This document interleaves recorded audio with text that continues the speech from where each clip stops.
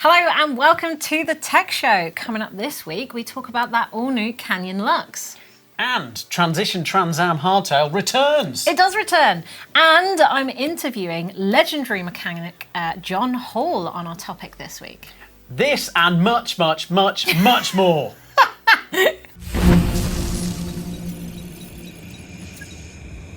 This week's topic is whether bikes are actually made for mechanics these days or not. So I've got legendary mechanic John Hall to speak to. Check this out. John Hall, thank you so much for coming on the show today. So for anyone who's been living under a rock out there, can you tell me who you are, what you do? Who am I? I'm just a dude who fell into the right place at the right time, really. But I'm a World Cup mechanic. Primarily for Aaron Gwin, one of the most decorated riders of our sport, I think, in recent times. And so I wrench primarily for Aaron on the Intense Factory Racing team. And then I have a bit of a team role there as well. I mainly take care of the team orders and forecasting for the following race season, which is kind of going down about right now. I feel like that's quite a modest job description because I know you've had input in the latest, bikes, the downhill prototype. Am I wrong? Aaron likes the development side of things, and through that, I've been brought along on that journey and gotten to provide my own input and that kind of stuff from my experience, which Aaron was already doing that. So I was really just kind of quietly learning from him and how he developed product and how he spoke to sponsors. And that's when him and I kind of paired up on it and realized like, hey, he can do it from the athlete's perspective. I can do it from the mechanic's perspective. Was there anything that you put into that downhill bike that you're kind of like, oh, I'm glad that was taken on board? That's like actually changed your job, maybe from a mechanic's point of view? Yeah. So when we came on board at Intense, they were basically like, we're a clean slate. What do you guys want to do? Ride the bike first and we'll go from there. And so many people will see that we've been on a lot of different revisions of that bike, both kinematically, geometry wise, and along that whole process, like you keep adjusting all the technical side of things too. And with each person's input, and I can't take full credit for everything. It's a whole team effort between the rest of the riders, Aaron, myself, the other mechanics. I think the key catalyst or the important part was that Intense as a brand was so open and honest and willing to listen to everybody's feedback. There was no, Jeff Stieber likes to say he likes to take the learn it all approach and not the know it all approach. So they really did take that into account and everybody's input and opinion. And so with the M1 specifically at Intense, I just kind of raised my hand. I said, guys, it has to be easy to work on. I've worked on a lot of bikes and I know a lot of mechanics and the shop mechanics, and they don't just work on one brand's bike. Those guys work on 20 different bikes a day sometimes. And so anything to make those guys' lives easier. I grew up in the shops and stuff like that. I know where they're coming from. And I always told brands and sponsors as well, I said, if you really want to sell product, I said, make it easy to sell for the mechanics that are in the back. Like the people, the salesmen out on the showroom floor and stuff at the high-end shops, like they're not back there grinding on stuff. They can wheel and deal and sell a ketchup popsicle to a woman in white gloves, But the guys at the back, those guys got to work on that stuff day in and day out. Like if you want to find out what product is working and what's really good, go talk to the mechanics in the back of a shop or wherever they're at, and those guys will let you know the good product. So I said it's got to be easy to work on, and I got to give credit to the engineers at Intense for that. All the way down from the size of the bearings he chose to the style of the bearings. Our M1 has 2 washers on it, and those 2 washers are what we call captured. And so once you're putting everything back together, you can slide the washer in. It has a little notch and it's captured in there. So anybody who's tried to like fit a washer in and reach behind them and grab the bolt and they reach here and the washer falls out and then it hits the dirt and then you got to let go of everything and the whole bike comes apart and you got to start over. That's the kind of stuff right there that I was trying to avoid in a long-winded way there. I asked him just a simple question. I said, hey, can all the hardware just be one size Allen wrench? And he just kind of scratched his head for a minute and said, yeah, I think it can be. Let me look into it. Let me try it. Because from an engineer's standpoint, there's different torque values and thread pitches that require certain torque values, this, that, and the other. He went through everything pretty thoroughly and came back and said, yeah, everything can be, are you okay with everything being 6 millimeter? I said, perfect. So that's another thing with that bike is you can just go around with a torque wrench or an Allen wrench and just do a quick little bolt check, touch each bolt with one wrench on the frame, and Bob's your uncle. So little stuff like that, external cable routing, everybody in the race world, obviously for simplicity and that kind of stuff, but we want to be able to do everything as fast as possible and correctly the first time.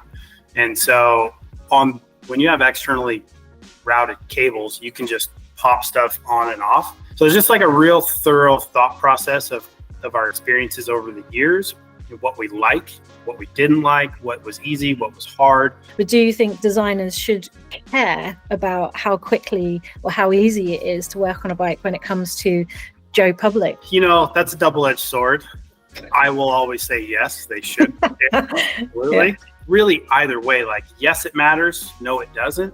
Because either way, somebody's working on this bike, whether it is that shop mechanic or it's a home mechanic. I want it to be easy for both of them, and designers and engineers, they should too. You know what I mean? It cuts off problems down the road as well when it comes to either warranty issues or just repeat customers and that kind of stuff. You have them coming back down the line when the bike was easy to work on, or they could do something themselves, then they're most likely can continue. There's not a lot of people that I could say don't care about that. I think a lot of designers do. What I think happens is they forget about it. They get going down holes, or they go down a certain roads of a design, and they forget to think about the end user or the end mechanic. Okay, well, let me just pretend for a minute that you're in charge of the entire bike industry right now, and you get to assert a mandatory standard on the bike, and you say, right, this has to end or this has to start. What would you change? What would it be? I mean, real low-hanging fruit that I think would be really simple and not impossible is seat post size. And I don't care what we decide on, if we want to do 30.9 or 31.6. Can we all please just agree on one seat post size? Well, hopefully, when we see you next, maybe Sea Otter next year in the Intense tent, perhaps, as we usually see you, we'll see you'll be involved in something else maybe, and you can talk about it with us. Yep. I'd love to talk to you all day, but that's all the time we've got for the topic. But can you come back in a minute or two and just be quizzed on our quiz in a sort of a quick fire manner? Of course. I'd love it. Great. So there's a new Canyon Lux, and this is a full redesign of the model, and there's been some learnings from the Canyon Lux World Cup, which has obviously been tested on the World Cup, but the Lux non-World Cup, although that's a bit confusing, has more fatigue defeating geometry is what they say. So check this out on screen, and just to explain that fatigue reducing geo, we have a steeper seat tube, so it's been steepened by 1.5 degrees up to 76 degrees. We've got a slacker head angle down to 67 degrees as well, and now it's a 120 mil 29er with 115 mils of rear suspension. Now you can get that CFR, which is the lighter carbon frame, and a medium will be coming in at just under 2 kilograms. And what's really big with this model now is new integrated storage. So you've actually got tire plugs in the bar ends as standard. Can you believe this? A multi-tool stored on the underside of the top tube. You've got down tube storage as well, which can come with this optional pouch that goes inside, and you can also put a CO2 canister on that little door opening. It's got size-specific shock tuning with a lever for open pedal and locked mode as well. So it's looking pretty slick. What are you saying? Looks good. Looks like a Marathon XC beast, to be fair. Yeah, I know. So yeah, I mean, for me, a 120mm XC bike seems like longer travel, but looking at World Cup courses, they're as gnarly as downhill tracks were, maybe a decade ago, but still, looks good. Looks really good. Nice to have some kind of like more useful features so you can carry tools out on the trail. So that's really fun. And what have you got? A Transition Transam returning? I have, yeah. Did feel you like ever it was alloy before. Yeah. And it's now still alloy, but it's steel. So it's a steel 29er, built around a 150mm fork, with a geo changes. So we've got a 64-degree head angle, which is Feels really slack, but then it's a hardtail, so it's only going to get steeper. Or a suspension bike, As it bobs can into balance it, it yeah. exactly. Seat angle is quite steep, but again, that's modern. That we need it steeper. Technical term there. It uses a UDH, which is great, so you can run normal drivetrains and extremely fancy ones as well.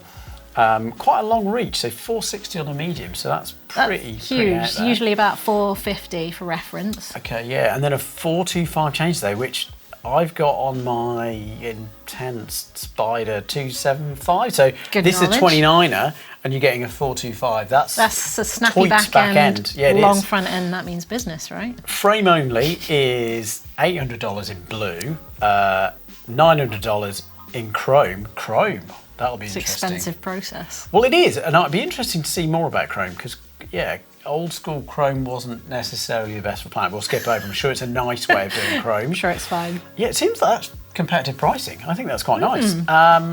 With SRAM GX mechanical and a Mazzocchi Z2, it's $2,600, which is pretty good, I think. That's all US dollar. I'm assuming it's US dollar. So hopefully it is. Yes, it is. Okay, perfect. Nice to see it in old school coming back, but something new is from Cane Creek, where they've released this sort of air-charged coil, which seems a bit contradictory. It's the Tigon. You can effectively add up to 30 psi to this air chamber, which should make your coil rear shock become more progressive, particularly in that sort of end stroke. So it's trying to give you a more progressive coil, I guess, or it might be for someone who wants that coil feel, that nice sort of supple initial stroke that doesn't blow through its travel. Of course, it might be good for bikes that were quite linear previously, but maybe you want to run a coil even though it's quite a linear suspension. You've now got a slightly more progressive coil, but also it's got, because you're charging up the air in the center of that coil, it's got quite a big shaft. So there are some bikes out there that have not been friendly, shall we say, on coils because of the sort of skinnier shaft in the center. So this would be a bit of a burlier, stronger option. So they are offering it in a multitude of lengths and even trunnion as well if you're into that. And we're looking at $899 US without the spring. So a bit spenny. It is, but this looks very exciting. Okay, we're back for the quiz section, but this time I'm going to throw some quizzes at you, John, and it's going to be a quick fire question, easy for you to say. And I'm just going to throw one or the other at you, and you just have to choose. And you don't have to justify if you don't want to, but here they are. You ready? Yes. Okay, carbon or alloy? Carbon. Threaded or press fit? Threaded. Allen keys or torque keys? Allen. Ooh, 12 speed or 7 speed? Whoa. 7. Oh, Wait. electron. Can I throw you a curveball? Go on then. Gearbox. Brilliant. Electronic or mechanical? I like electronic. And for your final, high pivot or low pivot? Oh, application dependent, but high pivot for long travel, low pivot for short travel. Right, Owen, I fancied some bike caves this week, so Excellent. feast your eyes upon this bike that cave a from the 3D printer? future. Oh, it might be. So this is from Marco in Pastrana in Croatia. So we don't get many. So hello there from Hi. in Croatia. We don't get many from you. This is my dream bike cave when I fix and maintain my other bikes, and it's a space to just hang out. So and I just liked it. I mean, look at this. With his little like LED wow. lights, he's got his This is tools good, all very over there. good. But it's with all this sort of writing on the brick walls. It's given me apocalyptic bunker vibes. okay. You know, from the future with the Yeah, purple. okay. No, that's super. But I liked it. Yeah, no, that's really good. And Wonder then what flooring he's got. That's the key question. I is that think. what you're interested in? Well, can't it is. really I mean, see. Neil still hasn't decided whether he's going 2-part epoxy or going vinyl. So again, in the Not comments, that would be too please say. firm, wouldn't it? No. Well, no, apparently there's a lot of topic and a lot of discussion about it. So yeah, Maybe we'll make that a topic sometime. well, it could be. Yeah, put in the comments below. And then moving over to this one, a little bit more simple. This is literally just a wall, but I love it because this has a whole heap of hooks for his bike, his gloves and his helmet, and look at how much storage he's got just from one wall, rather than it being all over the floor, which is the sort of vibe I go for in my bike cave. Right. Well, no, I think this is very good. And then finally, a real simple one, just to prove that it's not all about those fancy pants bike caves here at Bike Cave. This is from Louis in Bentonville, and he's effectively just done away with his dining table and put his bikes there instead. I mean, so that is a man after there? my own heart. Sorry. I can't remember the last time I used a dining table. When was the last time you used a dining table? On the weekend, doing a bit of extra homework. So, yeah. So maintenance stuff. No, unfortunately, Great. just doing emails and life maintenance. But yeah, I've also heard there's very good pubs in Bentonville and a very good art gallery. So yeah, Well, you there you go. should know. Do send your bike caves, your top mods and your rewinds to the uploader link below. Okay, it's comments time from you lovely people, and last week we were asking, are bikes too expensive now? Were you here? I was for here, that yeah. one? Me and Neil. Right, well, yeah. You've got a fair amount of responses to that. Most people agreeing that bikes are too expensive. I've got the Real Colt here. This is a shorter answer to a pretty long response, who says bikes are definitely too expensive these days. In 2018, I bought a Voodoo Bazango for £585 with cutting edge SRAM, 1x11 and 120mm air forks, hydraulic brakes. I eventually found a similar deal for a Cannondale, but it has boost spec, but it's a 10-speed and it's got coil forks. So he thinks that the price is the same, but the spec's terrible. I think, I mean, unfortunately, I think lots of bikes have gone up, but I think one of the things that Neil and I said is that the top level is definitely stacked up. But there's still some, great value, and Voodoo, even when they came out in 2018 and even now, are offering great value. But yeah, there's a lot of expensive bikes. Well, Thomas says that it's offer and demand. If the consumer is willing to pay X price, then that will be the price, and nothing has to do with the cost of production. I'm kind of disagree with that a little bit, because shipping costs have increased, material costs have increased, so making a bike is definitely more expensive these days, wouldn't you say? Yeah, it is. Sadly. Yeah. The Broken Mountain Biker says, yes and no. Yes, the upper price for a top-end bike has shifted from 4 to 5k to well north of 10k. Yeah, I mean, I think Isaac did a 20k build recently on a video, which is literally mind-blowing. But just because you can spend 10k on a bike doesn't mean you have to. I think that's really true, yeah. Yeah. You can spend a lot, and obviously that's really great. If you've got the affordable sort of income to get one, then do, because a nice bike is lovely, but you don't have to, and you can enjoy trails on something that is a more reasonable price. So yeah. Yeah, and in fact, Ed blah, blah, blah, blah, says here, and I think he sums it up quite nicely, I'm sick of people saying that bikes are too expensive. You don't have to have the latest and the greatest to have fun. It's those 10k Uber bikes that are keeping the rest of us and on our bikes cheap. So yes, I mean, bottom line, you don't have to buy it. Don't get too mad about it. Yeah, well, and also, don't get too mad at the expensive stuff, but also remember that pulls all the bikes up. And there is, when I started, which was a while ago, there were some huge innovations in brakes, and we went from kind of not great brakes to suddenly then there was better brakes. Okay, you could upgrade a bit and a bit and a bit, but that technological march of what bikes have always been doing, I guess racing's fueled it, has made bikes better. So disc brakes, suspension forks, they were all eye-wateringly expensive when they first came out, but now it is a bit more reasonable. So yeah.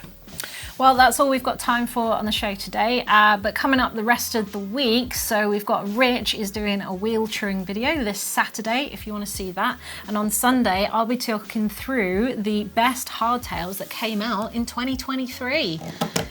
I wonder if you know what the list is going to be already. Anyway, do join in the debate down in the comments below. Do you think that bikes are made for mechanics these days? And what do you think of John Hall's responses? But for now, thanks from us.